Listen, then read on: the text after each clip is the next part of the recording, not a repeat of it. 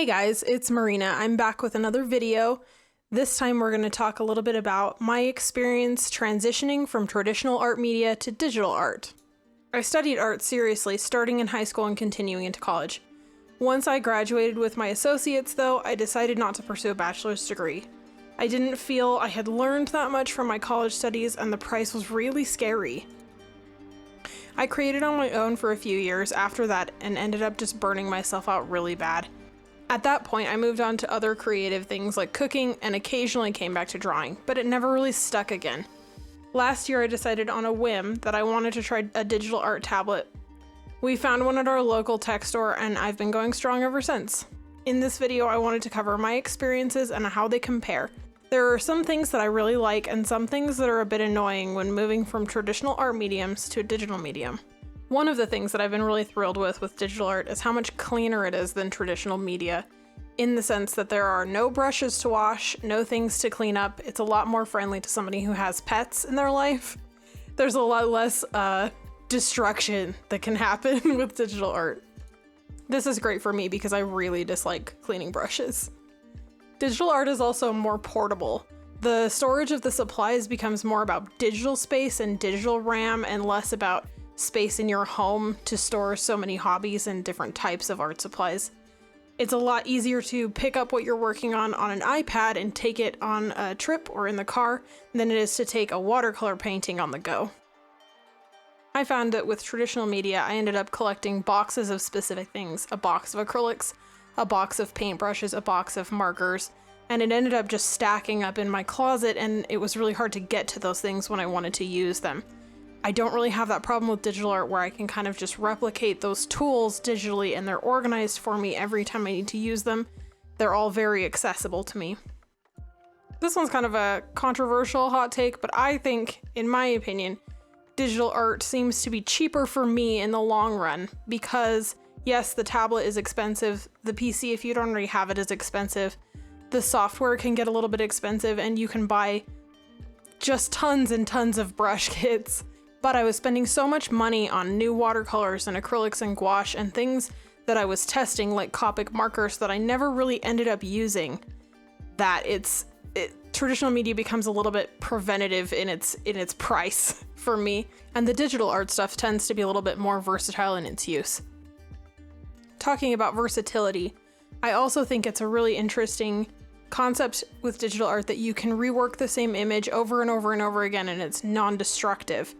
Where I would need to re-sketch the same sketch over and over again with a watercolor drawing and re-ink it up to the same stage, I can save off a copy with digital art and come back to that later and do a completely different set of techniques to make that a new image or a new product.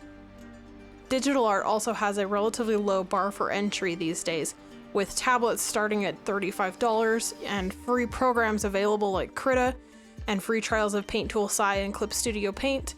It's really easy to get started. It's even easier if you already have an iPad and an Apple Pencil, because then you just need a program like Procreate, which is $10 in the Apple Store. Currently, I'm working with Clip Studio Paint on my Huion Kamvas 16-inch tablet on my PC, and also on my 2018 iPad. It's a subscription on the iPad, but it's an outright buy on the PC. It's a welcome change for me to be able to use my products directly for stickers, for assets on the internet, and manipulate them using photo software without having to go through what you do with traditional media where you have to photograph or scan the images and you can kind of run into some quality issues. I found with traditional media it was extremely hard for me to get my oil paintings and my watercolors into a format that was displayable in an online portfolio without hiring out a professional to take extremely high-grade photos of them.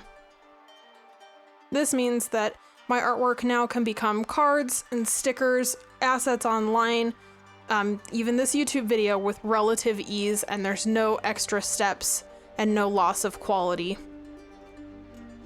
I've gotten around any disparity by making my own brushes that would mimic the tools that I would use for traditional media. There's watercolor brushes and wash brushes available, tons and tons of inking brushes, especially for comics and manga, all kinds of things that you can find online, including oil paint mixing brushes that mimic close enough that I am very happy with the results. A few things to keep in mind I really do miss the paper texture. That's something that was really tactile and nice for me, but you can kind of get around that with things like paper-like screen protector for your iPad. It makes me feel a lot more comfortable to carry my sketchbook around as an iPad than it did as a paper sketchbook, because that was something that had made me really uncomfortable in the past, was having a book available for people to kind of touch and rifle through and look through without my permission. I did find that there was a little bit of a learning curve for me.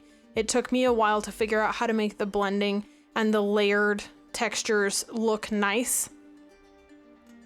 I just ended up constantly kind of tweaking my workflow and my workspace until I was comfortable with how things were going, and built new processes for myself and new brushes to accommodate things that I was finding were problems for me. Overall, it's been an incredibly positive experience. I'm super interested to see where I am next year as I continue to learn and grow and become more proficient with these digital tools. Please go ahead and hit the comments if you have any questions or experiences that you would like to share.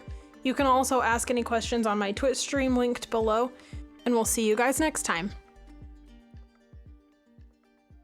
This YouTube channel is made possible by my amazing patrons: Terror Billie Jean, Anthony Jutz, Runar Breyer, Jesse C. Thank you guys so much for your support.